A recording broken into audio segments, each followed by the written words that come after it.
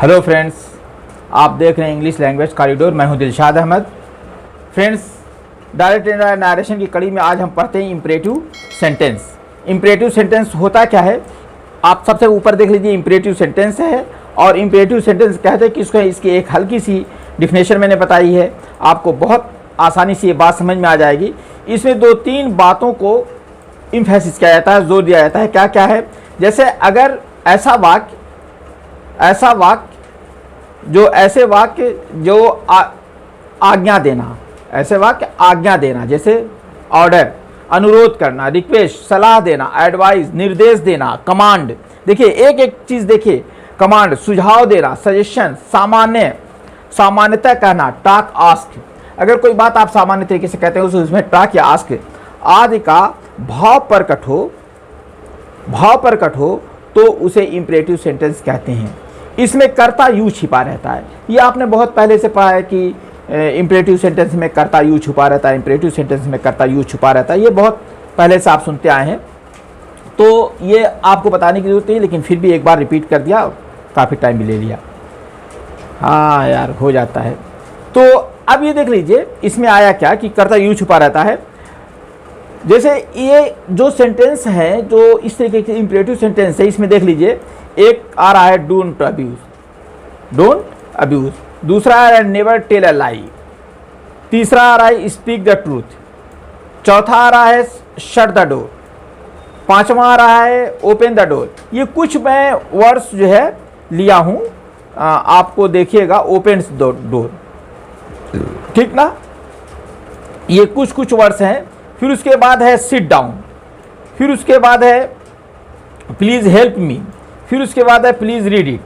ये जो सेंटेंसेस थे, जो वर्ड्स थे, आपने इसको पढ़ लिया और यही जो है आपको हमेशा पढ़ने रहेंगे और इसको दिमाग में रखिएगा। ये इस तरीके के सेंटेंसेस आते रहते हैं। तो जो ये भाव प्रकट करते हैं, या जो इस तरीके के सेंटेंस होते हैं, उसी को इम्परेटिव सेंटेंस कहा जाता है। ये मैंने 4-6 एग्जाम्पल दे दिए हैं यहाँ पे, कुछ और 2, 4, 10, 20 एग्जाम्पल हैं, और भी बहुत से हैं, आप देखते रहिएगा, आता है। बस उसमें ये दिखाइए कि उसमें जो है 2-4 भाव जो क्या है, वो ऑर्डर का हो, रिक्वेस्ट हो, एडवाइस हो, कमांड हो, सजेस्ट हो, या सामान्य टाक हो जिसमें आपको और उसमें कर्ता यू छुपा हो। तो ये होता है इम्परेटिव सेंटेंस। अब इसके साथ साथ रूल देख लीजिए। सबसे पहला रूल मैंने देखिए, रूल नंबर 1 आपको दिखाया है, देख लीजिए, बहुत आराम से देख लीजिए। रिपोर्टिंग स्पीच के वर्ब को भाव के अनुसार बदल जाता है। रिपोर्टिंग स्पीच के वर्ब को, अर्थात रिपोर्टिंग वर्ब को बदल जाता है। इसमें मैंने रिपोर्टिंग वर्ब नहीं लिखा है। जैसे अब बदला कैसे जाता है, आप ये देख लीजिए, इसको बदलते कैसे हैं। से को किस तरीके से बदला जाता है, इसको देख लीजिए। सबसे पहले इसको देखिए, से को order, request, advice, command, suggest, tell, ask आदि में बदल जाता है, से अगर है तो। फिर उसके बाद दूसरा वर्ड है सेज। ये देख लीजिए सेज अगर है तो इसमें क्या आएगा, सेज को orders, request, advice, command, suggest, tells, ask आदि में बदल देते हैं। अगर जो है आपका सेड हो, बात आ गई, सेड हो, तो सेड को किस में बदलते हैं, ज़रा फट से देख लीजिए कि सेड को अगर आप देखते हैं तो आप देखिए इस स्क्रीन पे यहाँ पे दिख रहा है कि इसमें जो है सेड को ordered, requested, advised, commanded, suggested, told, ask में बदल दिया जाता है। ओके, ये आप सेंटेंस को देख लीजिए कि ये जो से सेड। अब एक लाइन में इन दोनों की कहानी है। सेज अगर है तो ये जो सारे वर्ड्स हैं ये से वाले यूज होंगे, अर्थात इसमें बिना एस वाला होगा। अगर सेज है तो एस वाला होगा, और अगर पास्ट है तो पास्ट वाला यूज होगा। एक लाइन में ये डिफिनेशन आप दिमाग में बैठा लीजिए, कोई आपको रटने में बहुत प्रॉब्लम नहीं होगी।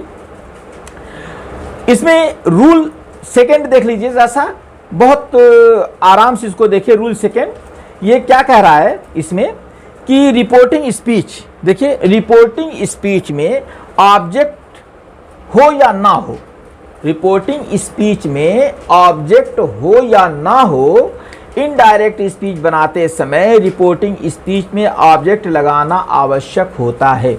ये आपको माइंड में बैठाना होगा कि चाहे आप रिपोर्टिंग स्पीच में चाहे ऑब्जेक्ट हो या ना हो, उसमें ऑब्जेक्ट लगा दिया जाता है। ठीक ना, मैंने लिख दिया आवश्यक होता है, तो यानी कि बहुत ज़रूरी होता है। अब अगर हम अगले नियम की बात करते हैं तो रूल जो है यहाँ पे अगर देखेंगे तो आता क्या है, जैसा देख लीजिए ऊपर बिल्कुल आ गया है, कामा तथा इन्वर्टेड कामा के स्थान पर टू का प्रयोग होता है।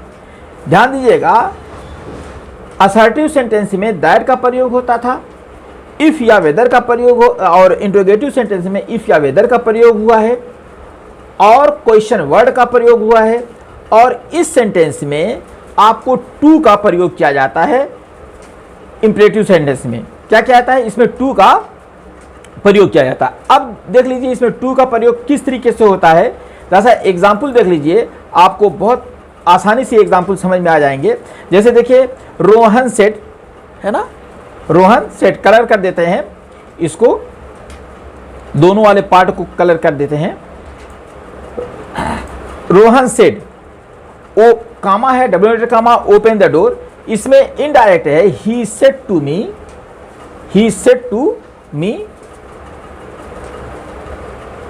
ही asked me to open the door. He asked, देखिए यहाँ पे रोहन आस्क्ड मी है, मैंने यहाँ पे मिस्टेक कर दिया है।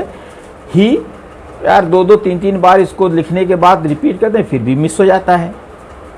पढ़ाते वक्त तो ज़्यादा बातें याद आती हैं, है ना। आप लोग भी जब टीचर हो जाओगे ना, सारी बातें पढ़ाते वक्त याद आएंगी। जो चीज़ें कभी नहीं याद आती, जो सोचते थे कि यार हम लोग तो इतना रूल रट करके परेशान हो जाते थे, और यहाँ रूल अपने आप आ जा रहे हैं। मिस्टेक पे वहीं पे नज़र चली जाती, जब पढ़ाओ और जब स्टूडेंट की कॉपी सामने आती है तो पूरे जहाँ पे वो मिस्टेक किए रहता है वहीं पे हमारा पेन चला जाता है।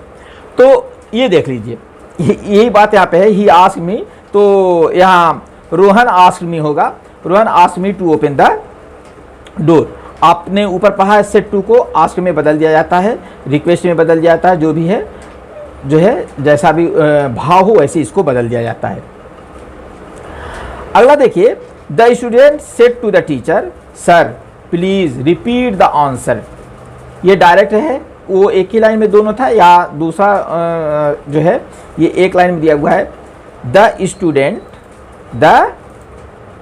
Student see it again please, the student said to the teacher, comma है और फिर वहीं से इन्वर्टेड कामा हो गया है, फिर कह रहा है सर, फिर कामा है, प्लीज रिपीट द आंसर। इसको देखिए, इनको ये क्या है, अब यहाँ पे जरा सा ध्यान दीजिएगा, ये सर यहाँ से हट जाएगा, ये वर्ड जो सर है यहाँ से हट जाएगा। क्या कह रहा है, the student requested the teacher respectfully. Sir किसके लिए यूज होता है, रिस्पेक्ट में। किसी को आप सर कहते हैं तो इसका मतलब आप उसकी रिस्पेक्ट कहते हैं। तो the student requested the teacher respectfully, भाई टीचर को आप क्या करोगे, रिक्वेस्ट ही करोगे ना, ऑर्डर करोगे, है ना। आप ऑर्डर तो कर नहीं सकते, तो आप रिक्वेस्ट करेंगे, और कैसे रिस्पेक्ट किया, फिर उसमें आपने और ज़्यादा रिस्पेक्ट लगाया, सर उसमें यूज किया। तो respectfully to repeat the answer, उन्होंने उनसे रिस्पेक्टफुली आदरपूर्वक आग्रह किया था कि आप आंसर को रिपीट कर दीजिए। तो ये जो है आप हिंदी में समझ गए होंगे और आसानी से कि ये इसका हिंदी क्या होता है। तीसरा क्वेश्चन है, Sheela said to me, Sheela said to me speak as you want, है ना। जैसे आपको बोलना, उसने कहा था कि ये मुझे याद आया था, स्पोकन क्लास का मुझे याद आया था कि उसमें कोई लड़की थी, तो उसने किसी से कहा कि यार चलो तुम बोलो एज यू वांट, जो तुम चाहते हो, जैसा चाहते हो वैसा ही बोलो। क्योंकि स्पीकिंग के लिए सबसे बड़ी चीज़ होती है कि लड़कों को हेजिटेशन होता है, तो वो हेजिटेशन के कारण वो बोल नहीं पाते हैं और ये सोचते हैं कि गलत हो जाएगा। और फ्रेंड्स देखिए, आप स्पोकन इंग्लिश जब अगर करते हैं तो आप इस बात से मत घबराइए कि गलत होगा। आप बोलना तो शुरू कीजिए। गलत सही तो सबसे होता है। आप देखिए हिंदी भाषा, अगर आप बहुत से लोगों को देखेंगे तो वो हिंदी भाषा ही गलत बोलते हैं, अपनी मदर टंग ही वो गलत बोलते हैं, बहुत ही ग्रामेटिकल मिस्टेक होती है, बहुत सी जगहों पे वो शब्दों का सिलेक्ट नहीं कर पाते हैं कि कौन से शब्द उनको सिलेक्ट करने हैं, कौन से वाक्य उनको सिलेक्ट करने, वो नहीं बोल पाते हैं। तो इतना घबराने की जरूरत नहीं है, मिस्टेक सबसे होती है, चाहे आप अपनी मदर टंग बोलिए चाहे कुछ भी बोलिए। जैसे मैं ही बोलता रहता हूँ, जब तेज़ बोलता हूँ, एक तो प्रेशर माइंड पे रहता है, वीडियो लंबा ना हो, तो बहुत तेज़ बोलते हैं। जब बहुत तेज़ बोलते हैं तो मिस्टेक होती है। तो मिस्टेक से मत घबराइए, मिस्टेक होती रहती है, आदमी समझता रहता है।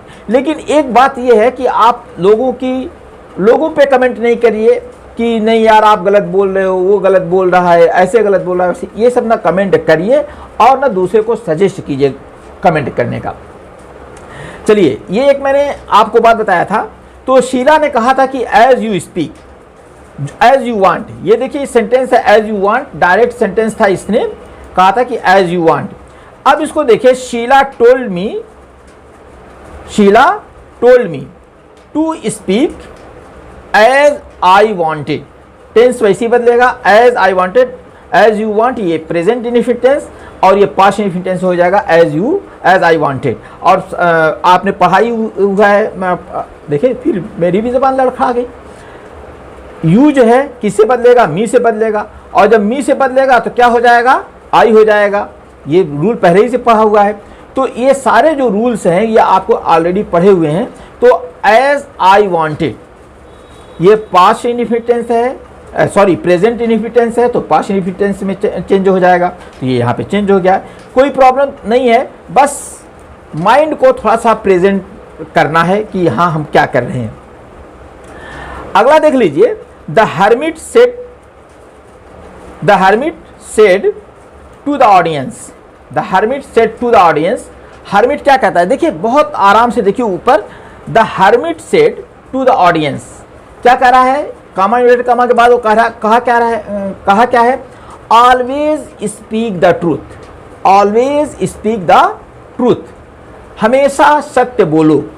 हर्मिट ने कहा था कि आप हमेशा सच बोलिए, है ना। हालांकि बहुत से लोग कहते हैं और लेकिन हम लोग कभी उनकी बात मानते नहीं। हम समाज में देखिए तमाम महापुरुष आए और उन्होंने सब लोगों ने अच्छी बातों का उपदेश दिया कि किसी को तकलीफ़ मत दो, किसी को ऐसे मत करो, किसी को जो है परेशान मत करो, लेकिन हम कभी उनकी बातों को मानते नहीं हैं।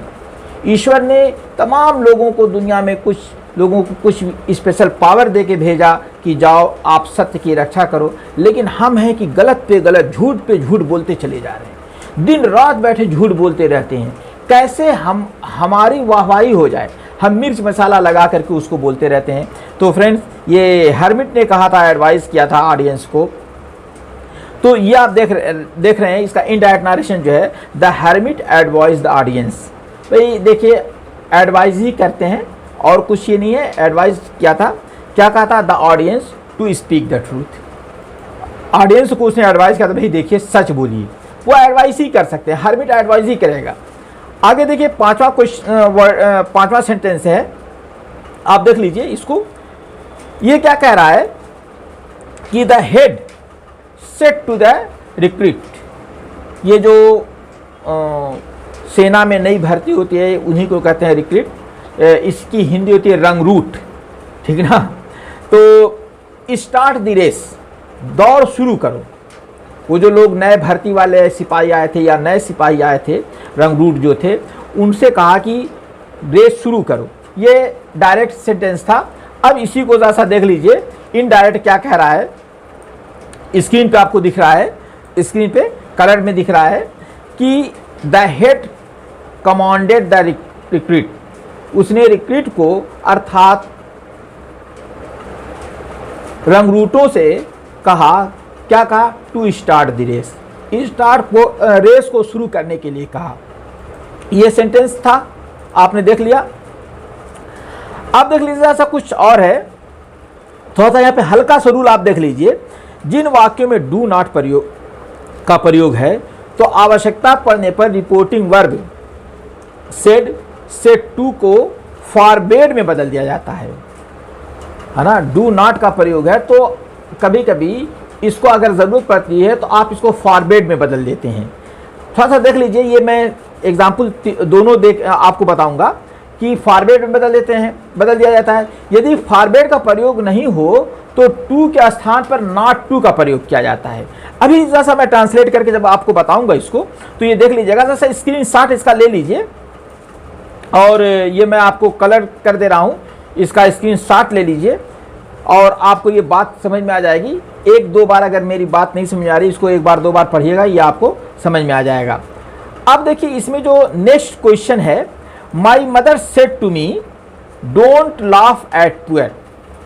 माई mother said to me don't laugh at poor. देखिए इसको मैंने बनाया है, माई मदर टोल्ड या asked me not to laugh at poor. ये देखिए पहला फॉर्म है जो मैंने कहा है कि नॉट टू वाला। इसी को दूसरे तरीके से ये बना रहा है, जैसा इसको कलर को हटा देते हैं तो आपको समझ में आ जाएगा। My mother forbade me not to laugh at poor. अब देखिए क्यों आया, फॉरबेड में तो खुद ही आ गया है मना करना, तो अब उसमें नॉट लगाने की क्या जरूरत है, उसमें नॉट लगाने की तो कोई जरूरत है नहीं। तो आप जो है यदि फॉरबेड लगाती हैं तो उसमें नॉट लगाने की जरूरत नहीं, फॉरबेड के माने ही मना करना होता है। तो मेरी माँ ने मुझे मना किया है कि गरीबों पर मत हंसो, और ऊपर था कि मेरी माँ ने कहा कि गरीबों पर मत, डू नॉट माने मत, उसके भी होता है, गरीबों पर मत हंसो। मेरी माँ ने कहा कि गरीबों पर मत हंसो, और इसमें कहा मेरी माँ ने गरीबों पर हंसने के लिए मना किया है, अर्थात मुझे गरीबों पर नहीं हंसना है। क्लियर हो गया? तो ये सेंटेंसेस आप देख लीजिएगा, आपको बहुत आसानी से ये बातें समझ में आ जाएंगी। अगला है, अगला एग्जाम्पल देख लीजिए, उसी तरीके से जो दोनों यूज करके किया गया है। The passenger said to the driver do not drive too fast. ये इनडायरेक्ट है, do not drive too fast. तो अब ये जो है, the passenger told the driver, the passenger told the driver not to drive too fast.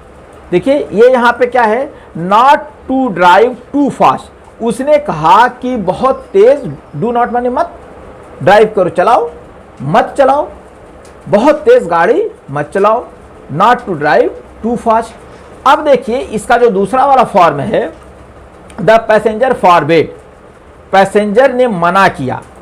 क्या मना किया था, क्या मना किया है, forbade the driver to drive too fast, तेज चलाने के लिए मना किया, अर्थात तेज मत चलाओ।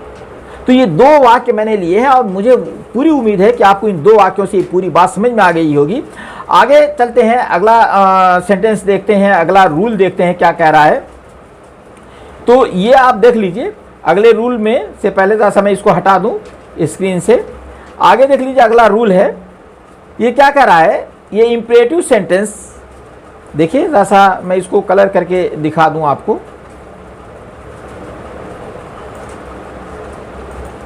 इंपरेटिव सेंटेंस को असरदार इम्फैटिक बनाने के लिए, कभी कभी हम लोग इम्फैटिक जोर देने के लिए बोलते हैं ना, जैसे आप लोग के घर का, अरे भाई और लो और लो और लो, तो इस तरीके से और लो, तो ये इम्फैटिक किया जाता है। अब इसको कैसे प्रयोग किया जाता है, तो बनाने के लिए डू का प्रयोग हुआ हो, डू का प्रयोग हुआ हो, तो और बहुत से इम्फैटिक करने के लिए और भी बहुत से वर्ड्स का यूज होता है, दो तीन और वर्ड्स हैं, उसको यहाँ पे मैं नहीं लाया हूँ। तो इनडायरेक्ट स्पीच में डू को हटा दिया जाता है।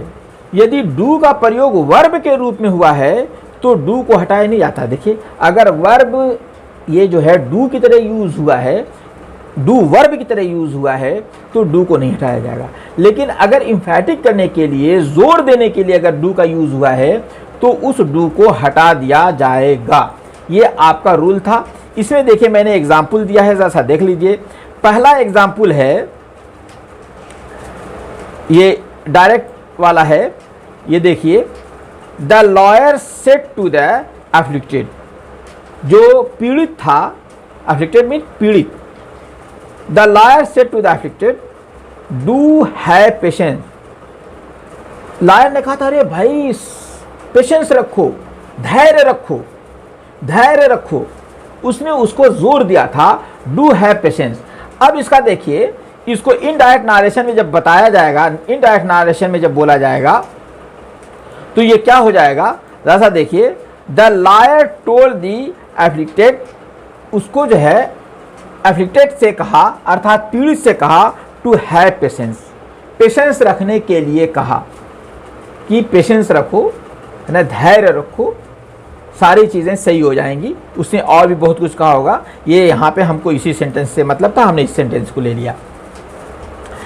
अगला सेंटेंस देख लीजिए, my mother said to me, my mother said to me do have your lunch in time, do have your lunch in time. देखिए, अपना लंच समय से ले लिया करो या रखते कर लिया करो, ठीक ना। Do have your lunch in time, समय में समय रहते अपना लंच ले लिया करो, अर्थात जो है समय पर अपना लंच ले लिया करो। यहाँ पर नहीं, मतलब समय से पहले जो समय है उसी में ले लिया जाए, क्योंकि थोड़ा समय मामला चेंज हो जाता है।